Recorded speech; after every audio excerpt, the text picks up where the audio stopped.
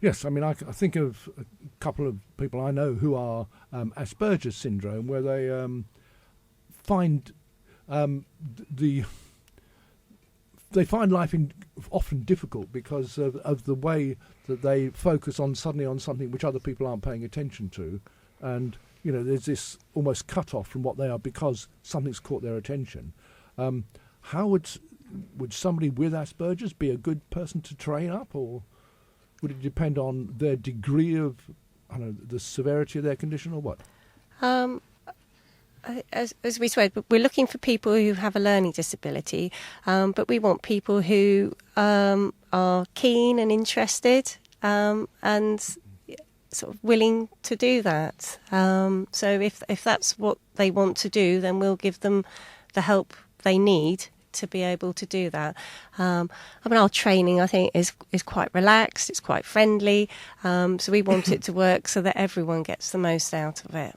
Right, now, do you use a particular training program, or is this literally something that you have discovered or worked out between you that actually works, and do it at that level? We do have lots of experience of training, so we'll be drawing on training that we've used before. We've got other sort of training material that we'll be bringing in from other organisations who've done similar work, but the training is very much tailored to suit the people that we're going to be training, and as I think we mentioned before, that there'll be a handbook as well to so that people have got something to keep as a reminder of what they've learnt, and also sort of help them to remember what they need to do to support people. Okay, now a handbook strikes me as, it's the sort of thing that people would normally use for literate groups. Now, Amanda, you said you were found difficult or a bit slow with your reading, etc., when you were younger. Is that right? Yeah. and I'm better now at reading, but my spelling still's not a thing. But me reading's got better over time because I had I had one great teacher.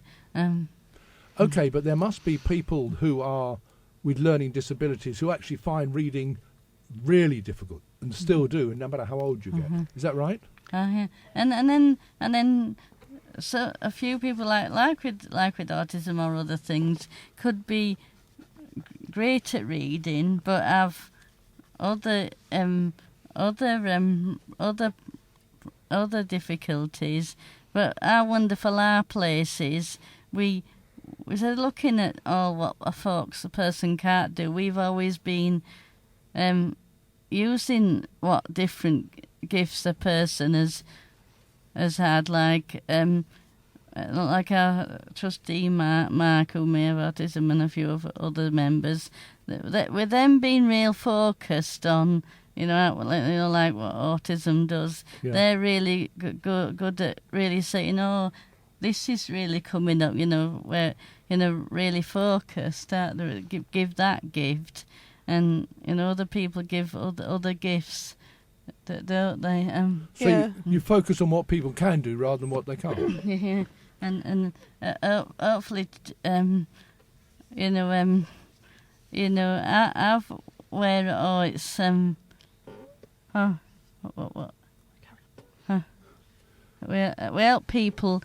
We help people to like speak up and and bring things out. Okay, shall we have I was just going to add that one of the things we do as an organisation, though, is make information accessible for people. So that's something that we're experts in, and something that you'll be doing for the handbook as well. Yes. And also Amanda, she's going to be responsible for making sure that all the information that we produce is accessible. So everything will be checked by Amanda. And so if somebody produces something and you look at it and think, I can't make sense out of that, then it means they've got to change the material. That's right. Yes. And that's what Jenny. Lucky enough, that's what Jenny and Jenny and Anna have bought from where they've come. They're good at making good accessible websites or making they're good at. That's what gift they bought when they came. Right. And you can appreciate and click into it. Okay, wonderful. Let's have a song. Well, here, 90.1 Hope FM, I'm Simon Marsh, and I have been chatting with this wonderful group of people from Bournemouth People First.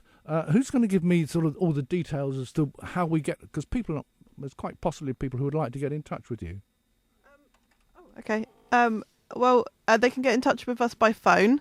So our phone number is 01202 303 765. And then they can also email us, which is Jenny, Jenny, at bournemouthpeoplefirst.co.uk. And they could also come into our office, which is in Sea Road in Boscombe. Or they can check out our website, which is bournemouthpeoplefirst.co.uk. And that's got all our contact details on there as well. Great, thanks very much indeed. I suppose the easiest one is the website, because it's bournemouthpeoplefirst.co.uk. Yes, and there's email and everything on there, so... Yeah, and it gets everything through. Okay, now, obviously time is flashing along, and I suppose I want to warn everybody, it's now 10 to 10. But with this nasty weather, how do you... Well, I was going to say, how many of your activities, which is an interesting thing to find out, are indoors, or how many would be outdoors, or doesn't it matter? Well, they'd be things that are out in the community, so they could be indoors or outdoors, and it would be groups and activities that are already out there in the community. So it would depend on what they're doing, really. Okay, now, again, let's come back to the key people you're after, which is the volunteers. Because presumably the people with disabilities out there know of you or are fairly aware of you, because if you've got 500 odd, they've got a network. But what sort of volunteer are you looking for? What sort of person do you want? Whoever's friendly and approachable and have a good attitude and Okay, and now of your people with disabilities, because they're going to be doing some training themselves, aren't they? Do they know? I mean, is your group aware of this, or are you looking for volunteers within that group? As we said, we're just starting out, so we're looking for volunteers amongst our members. If there are people out there listening who have a learning disability who aren't members but are interested, then we'd like to hear from you as well. Our project's going to run for 3 years, and we're going to run several training programs for dozens and dozens of people. So we're looking for lots of volunteers to take part who want to be supporters, lots of people with a learning disability who want to learn to be trainers, and lots of people with a learning disability who think they might like to have a bit of extra support to get out and do things. Yeah, and it's all free, so no one has to pay for anything, I mean, I think it's going to be a great way of connecting people with each other. So, okay, all that sounds fantastic. When you say it's free, nothing comes free. Where do you get your funding from? The national lottery. I think it's the Reaching Communities bid of the big national lottery.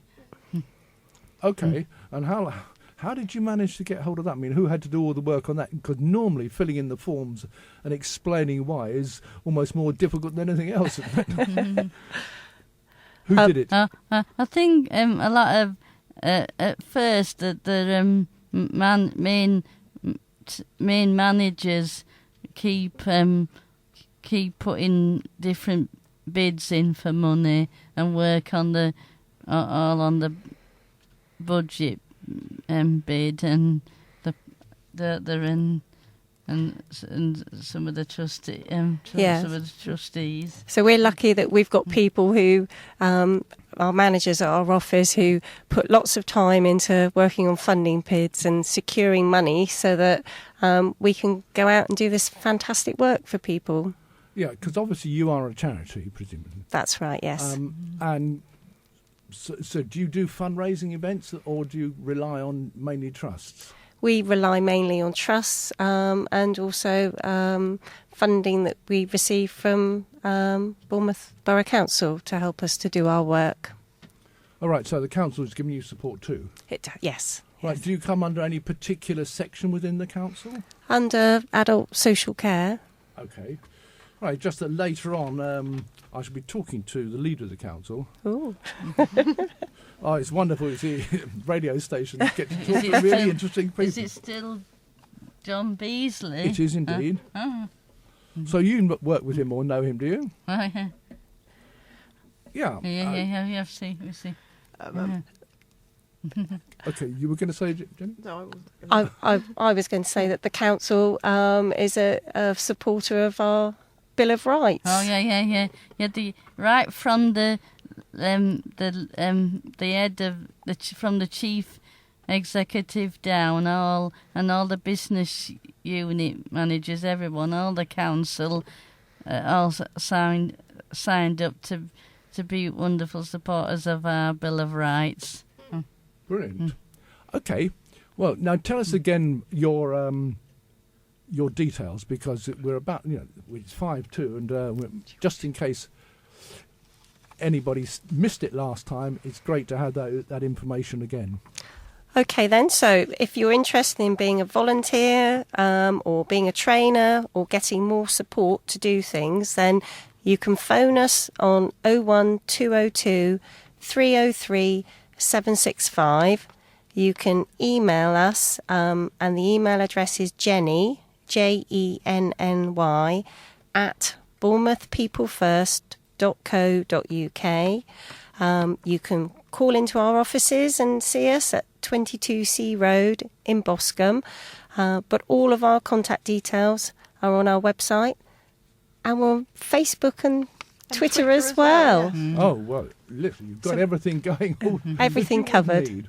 Okay, wonderful. Well, thank you very much for coming in and talking to us. And, I hope this really is great and useful for you, and that you get people who will contact you, and I'll give out your details again later, so in case anyone's missed it, I will make sure it comes out again later on. So, Jenny, thank you very much. Thank you. And I suppose, who should I say? Oh, well. Anna, thank you. Thank you. And Amanda, do you think this has been useful for you? Oh, yeah, we like coming on to Hope FM about speaking about all our different projects. Brilliant. Well, maybe we can get you back later on and see how things are going. We'd like that to tell people how we're going, yeah. Brilliant. Well, thanks very much.